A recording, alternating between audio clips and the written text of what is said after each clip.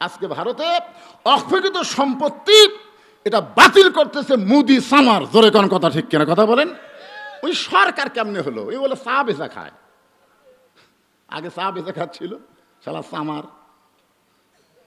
মুসলমানের অক্ষয়কৃত সম্পদ মাদ্রাসা মসজিদের নামে যে দেওয়া হয়েছে এইগুলো আইন করে বাতিল করছে। চিন্তা করছেন আপনি, আপনাদের মসজিদের জন্য যদি কোনো এক ব্যক্তি 100 বছর আগে 50 বিঘা জমি অক্ষ করে দেয় আর এখন যদি সেটা বাতিল করে, আপনার কেমন হবে? চিন্তা করছেন? তো এখন ওয়াকফ মানে কি? শুধুমাত্র একমাত্র কার জন্যে? মুসা বলতেছে আল্লাহ মৃত্যুকে পছন্দ করার 2 নম্বর কারণ হলো আমার মৃত্যুটা কেবলমাত্র আপনার জন্যই ওয়াকফ করেছি। আল্লাহর কুদরতি মুখে হাসি ফুটে গেছে। গতকাল ভারত থেকে একটা মুসলমান মেয়ে বলতেছে তারা মালদহ পালায় আইছে, মুর্শিদাবাদে তার বাড়ি, কিন্তু হিন্দুদের চরম অত্যাচারে তারা বাড়িঘর সব কিছু বাদ দিয়ে মালদহ আইছে। মালদহ আইছে। তো একজন সাংবাদিক জিজ্ঞাসা করতেছে খবর কি? বলে এই মুহূর্তে আল্লাহ আমাকে দেখতেছে না। ভারতে পর্যন্ত কয়েকশো মসজিদ মাদ্রাসা ওরা ভেঙে দিল। মসজিদ কার ঘর? মাদ্রাসা কার ঘর? নবীর ঘর। দেখেন সব ভাঙ্গাচুরা দিচ্ছে, আল্লাহ কিছুই করতেছে না। করবে তাই না? মানে আমাদের একটা বিশ্বাস হয়ে গেছে, 41 সালের আগে যে নাম্বার চাইনি, এমন সময় বলেছিল অহংকার করে দেশ আমার বাবার। আল্লাহ ধরে না, ধরলে কিন্তু ছাড়ে না। এটা আমরা দেখছি। আজকে ফেসবুকে দেখলাম ইসরায়েলের ইহুদি 412 জন সৈন্য মারা গেছে। হ্যাঁ, ইসরায়েলের।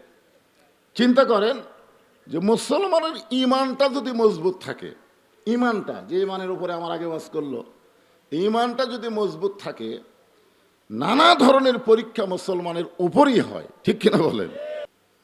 আল্লাহ হাসতেছে। আল্লাহ কিন্তু হাসে, আল্লাহ হাসে, আবার আল্লাহ কাঁদে। এখন হয়তো বলবেন হুজুর এটা কেমন কথা?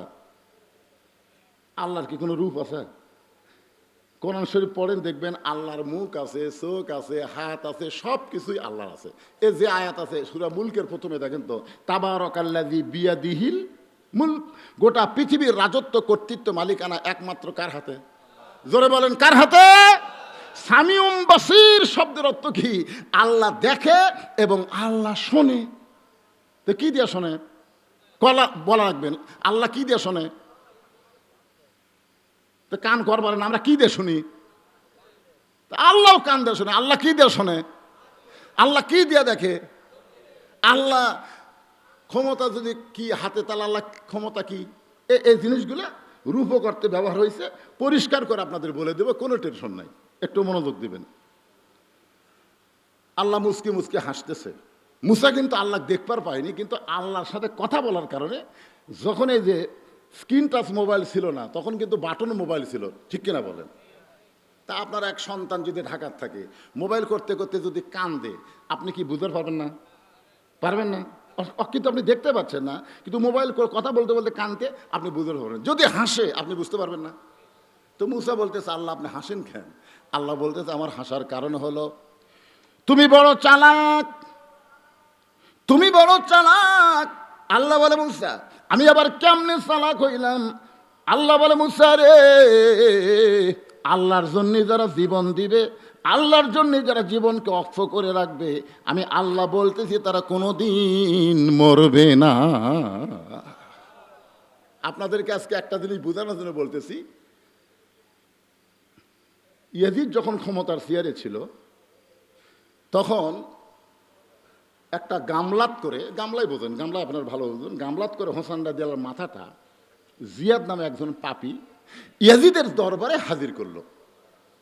খুব খেয়াল করে শুনবেন, ইয়াজিদের দরবারে হাজির করলো হোসেন রাদিয়াল্লাহর মাথা। দেহ পড়ে আছে কারবালায়, আর মাথা নিয়ে গেছে কুফায়। জোরে কান কোথায়? কুফাতে নিয়ে গেছে।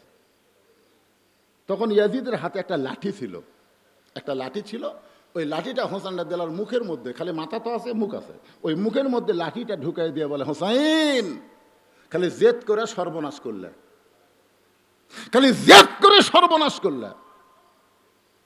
আজ তোমার অবস্থা কি? তোমার দেহ আছে কারবালায়, তোমার মাথা আছে কুফায়, আর আমার দিকে তাকা দেখো আমার অবস্থা কি। আমি ক্ষমতার চেয়ারে বসে আছি, আর তোমার অস্তিত্ব শেষ হয়ে গেল খালি জেদ করার কারণে। তুমি যদি আমার প্রস্তাব মানে নিতে, আজকে তোমার এই করুণ অবস্থা হতো না। মুখের মধ্যে লাঠি ঢুকায় যখন ইয়াজিদ বারবার বলতেছে, হোসাইন তুমি শেষ আর আমি আছি, তুমি শেষ আমি আছি, এ কথা কয়েকবার যখন বলেছে, সমস্ত মুসলমানেরা মাথা নিচু করে বসে আছে। কারণ কেউ মাথা তুলতেছে না, কারণ মাথা তুললি তার মাথাও। এমন সময় 80 বছরের একজন সাহাবী, 80 বছরের একজন সাহাবী ইয়াজিদের দরবারে ছিল। সে আর বসে থাকবার পারল না, সে দাঁড়িয়ে বললেন, ইয়াজিদ, ক্ষমতার চেয়ার পাইছো বলে মুখে যা আসে তা বলতে পারো না। তুমি যে হোসেনের মুখে লাঠি ঢুকায় তিরস্কার করতেছো, তুমি কি সেই হোসেনকে চিনো? তুমি যদি হোসেনকে চিনতা তাহলে এই বেয়াদবি করার সাহস তুমি পাইতা না।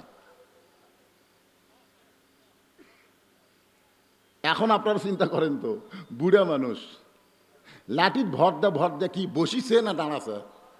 আর এখনকার বুড়া মসজিদের যায় সিয়াল্লা বসে।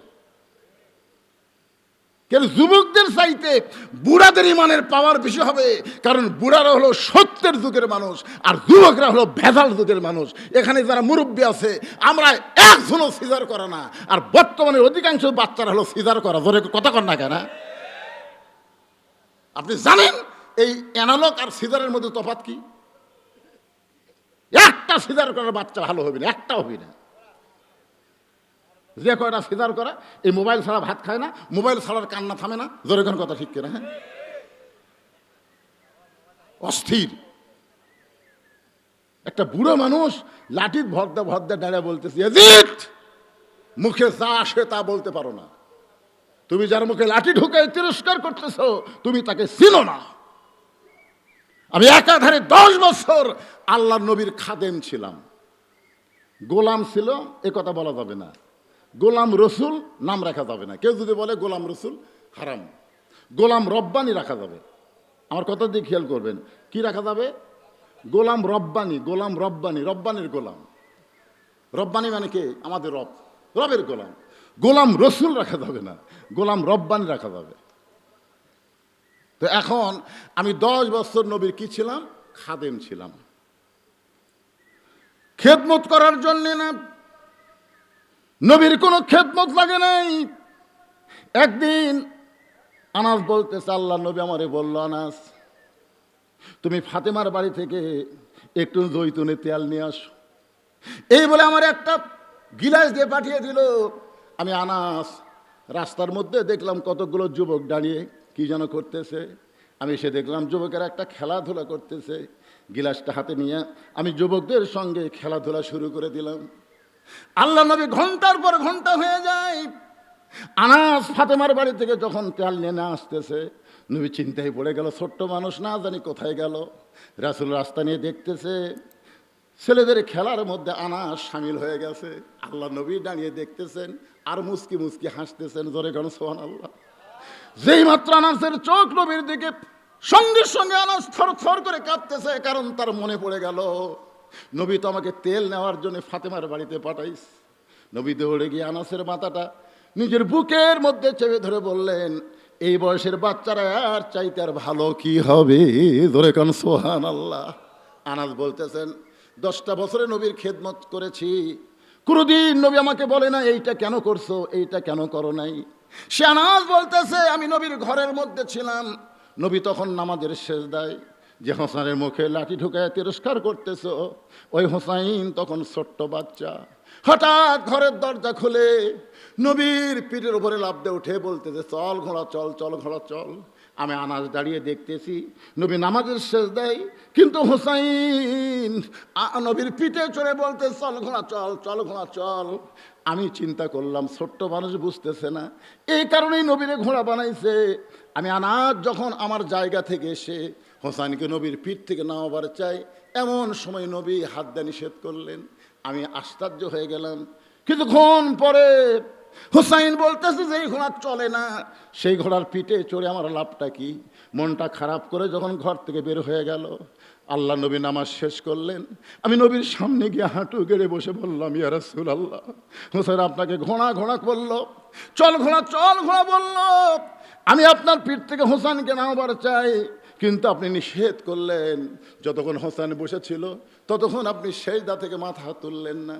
রাসূল বলে, আনাস রে, তুই হোসেনকে নামানোর আগে আমি নিজেই হোসেনকে পিঠ থেকে নামাবার চাইছিলাম, কিন্তু নামাজের মালিক আল্লাহ আমাকে বলল, হাবিব, আপনি যেমন হোসেনকে ভালোবাসেন আমি আল্লাহ তেমন ভালোবাসি।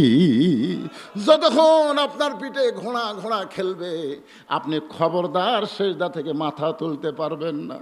আনাস কান্দের বিয়াদিত রে, যেই হোসেন নবীর ঘোড়া বানায় খেলাধুলা করেছে, যে আল্লাহ হোসেনকে ভালোবাসে নবীর মতো, আজকে সেই হোসেনের মুখের মধ্যে লাঠি ঢুকায় তুমি বললা শেষ হয়ে গেলা। আমি আনাস বলতেছি, হোসেন কোনোদিন শেষ হবে না, বরং তুমি শেষ হয়ে যাবে। আপনার বলেন তো, গোটা বাংলাদেশের প্রত্যেকটা পাড়ায় পাড়ায় হোসেন আছে না নাই? ধরে এখন আছে না নাই? কিন্তু গোটা পাড়া খুঁজে দেখেন তো, গোটা পাড়া না, আপনাকে গোটা আক্কেলপুর খুঁজে দেখেন তো, একটা ইয়েজিদ পাওয়া যাবে? ইয়েজিদের নামে কাউকে পাওয়া যাবে? তাহলে শেষ হলো কে? হোসাইন এজিদ। তোমরা এজিদের মতন ক্ষমতা পাইয়া বাংলাদেশের ভালো মানুষগুলোকে তোমরা ফাঁসি দিছ। যাদেরকে ফাঁসি দিয়েছ তাদের নাম কিয়ামত পর্যন্ত মানুষ শ্রদ্ধার সাথে স্মরণ করবে, আর যেই বেটি ফাঁসি দিছে ওর নাম কেউ ঘৃণা করে উচ্চারণ করবি না। জোরে কোন কথা ঠিক কিনা? মনে রাখলি, আর যদি বিশ্বাস করেন, মরালে আপনাদের কোনো টেনশন থাকবে না। আল্লাহ বলে, মুসা মৃত্যুকে পছন্দ করার 2 নম্বর কারণ কি?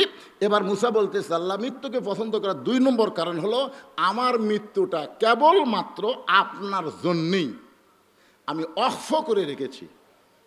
সুবহানাল্লাহ বলেন না? জিকির হবে একমাত্র কার? কোনো ওলির নামে হবে না, কোনো বাবার নামেও হবে না। জিকির হবে শুধুমাত্র কেবলমাত্র একমাত্র আল্লাহর। এজন্য আমরা যে কলেমার জিকির করলাম, সবচাইতে উত্তম জিকির হাদিস শরীফে বলা হয়েছে আফজালু জিকির লা ইলাহা ইল্লাল্লাহ। এই জিকিরটা যখন শেষ হয়ে গেল তখন আমরা কি করলাম? মুহাম্মাদুর রাসূলুল্লাহ। এটা বলার সাথে সাথেই আমাদের উপরে নবীর প্রতি দরুদ পড়া কি হয়ে গেল? সংক্ষিপ্ত দরুদ ওয়াজিব হয়ে গেল। হযরত আলী রাদিয়াল্লাহু থেকে বর্ণিত যে নবীর নাম উচ্চারণ করলো, নবীর নাম উচ্চারণ শুনলো, এরপরে নবীর প্রতি যে ব্যক্তি দরুদ পড়ল না সে হলো সবচাইতে বড় কৃপণ। তা আমরা নবীর নাম শোনার সাথে সাথে বলবো কি?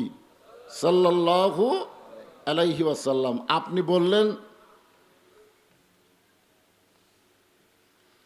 সেদিন ওয়াজ করছি ধনতলা মামুদপুর নাকি, আর আজকে হচ্ছে আলী মামুদপুর, খালি মামুদপুরি। তো আলী মাহমুদপুরের মাহফিলে আপনারা দরুদ শরীফ পড়তেছেন, অথচ একদল ফেরেশতা আপনার দরুদ শেষ হওয়ার সঙ্গে সঙ্গে মদিনায় রাসূলের রওজা মোবারকে আপনার নাম সহ জায়গা সহ পৌঁছায় দিবে। আমরা এখানে অনেকেই আছি মদিনায় যাবার চাইলেও যাবার ভাগ্যে হচ্ছে না। হচ্ছে না তো, কারণ ওটা তো বাংলাদেশের মধ্যে না। যাবার গেলে কি লাগবে? পয়সা লাগবে। একটা গানও আছে, সাধ্য আছে সম্বল নাই, করি কি উপায়, মনে বড় আশা ছিল যাব মদিনায়, আরব সাগর পাড়ি দিব নাই কই আমার তরি, আমি পাখি নই যে উড়ে যাব ডানাতে ভর করি। যাওয়া লাগবে না, এখান থেকে মহব্বতে নবীর প্রতি দরুদ পড়েন, ফেরেশতারাই আল্লাহ নবীর রওজা মোবারকে আপনার নামে পৌঁছে দিবে।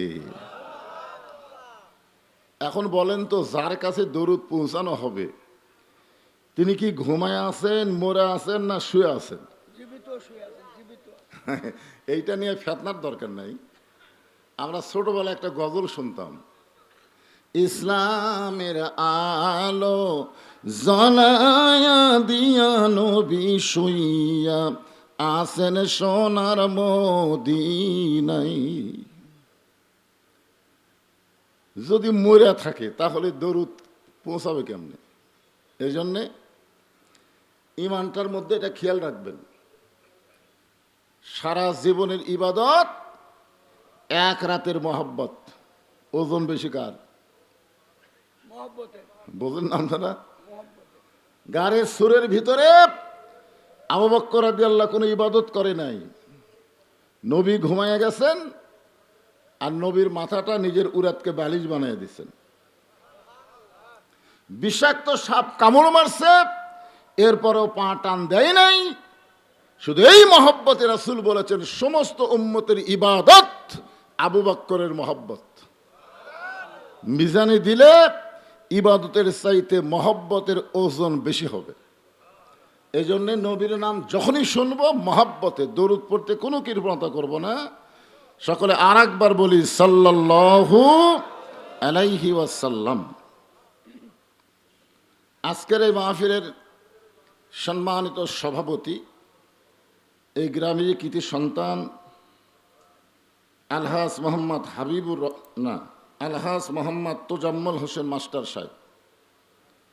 আজকের এই মাহফিলের সম্মানিত সভাপতিকে অন্তরের অন্তঃস্থল থেকে আমি শুভেচ্ছা জ্ঞাপন করছি।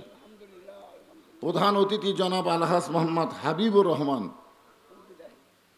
আমার পাশেই বসে আছেন, বিশেষ অতিথি সহ যিনারা আজকের এই মাহফিল এসেছেন।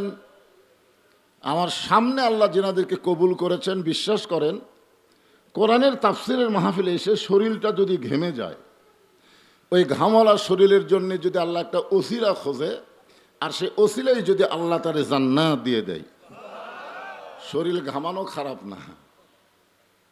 হ্যাঁ, এই জন্য আজকে খুবই গরম, তাই না? খুব গরম না? আর এমন জায়গায় মাহফিল যেখানে বাতাস ঢোকার কোনো চান্সই নেই।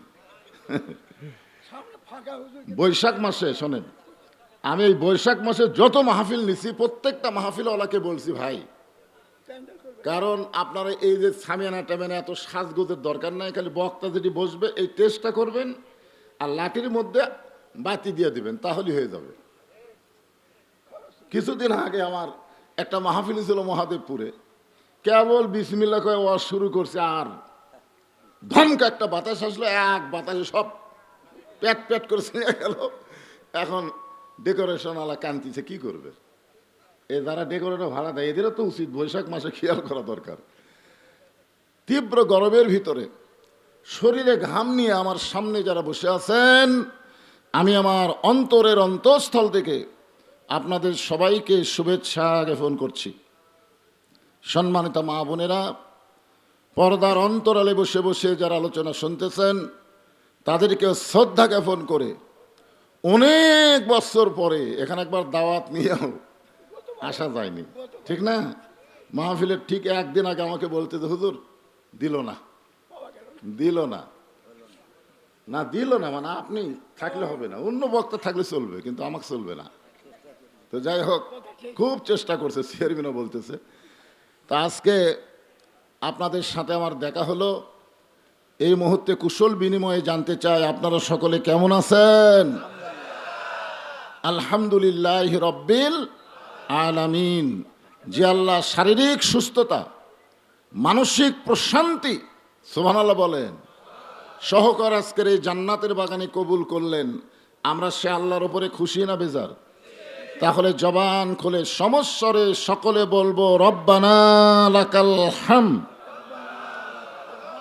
হামদান কাসীরান তাইয়িবান মুবারাকান ফীহি। আমরা আল্লাহর প্রশংসা করলাম,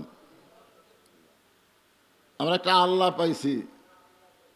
আমি যে আজকে আয়াতে কারিমা তেলাওয়াত করলাম, এইটাই আজকে আমার বিষয়। আল্লাহ বলতেছেন ইজা মানে যখন, আসাবাতুহুম মুসিবা, তোমাদের উপরে বিপদ আপদ মুসিবত আসবে, কলু তখন তোমরা বলবে ইন্না লিল্লাহি ওয়া ইন্না ইলাইহি রাজিউন। আমরা কখন বলি? আমরা বলি মানুষ যখন মারা যায়, মরার খবর শুনে আমরা বলি, অথচ এই আয়াতের মধ্যে মরার কোনো কথাই নেই। এই আয়াতের মধ্যে তো স্পষ্ট বুঝতে পারলেন ইজা মানে কি, যখন আসাবাতুহুম মুসিবা, তোমাদের উপরে বিপদ আপদ মুসিবত আসবে, তখন তোমরা বলবে ইন্না লিল্লাহি ওয়া ইন্না ইলাইহি রাজিউন। আপনার বলেন তো যে ইন্না লিল্লাহি ওয়া ইন্না ইলাইহি রাজিউনের বাংলা অর্থ কি? এর একটা বাংলা অর্থ নাই? আছে কিন্তু। আমি একটা গান গাই, দেখি তো বুঝবার পারেন কিনা। কোন বনের পাখি তুমি আইলা রে কোন বনে, আবার কোন বনেতে যাইতে হবে পড়ছে নাকি মনে, মিশে মায়াই বন্দি থাইকা করলাম কত খেলা, পশ্চিমে তাকায়া দেখো তোমার ডুইবা গেছে বেলা। সবাই কি যাইতে হবে, ঠিক কেন বলেন? আজকে যারা সাধারণভাবে মৃত্যুবরণ করতেছে তাদের যাওয়া, আর যাদেরকে হত্যা করতেছে তাদের যাওয়া কিন্তু এক না, এক নয়। কারণ আমি এক মাহফিলে বলেছিলাম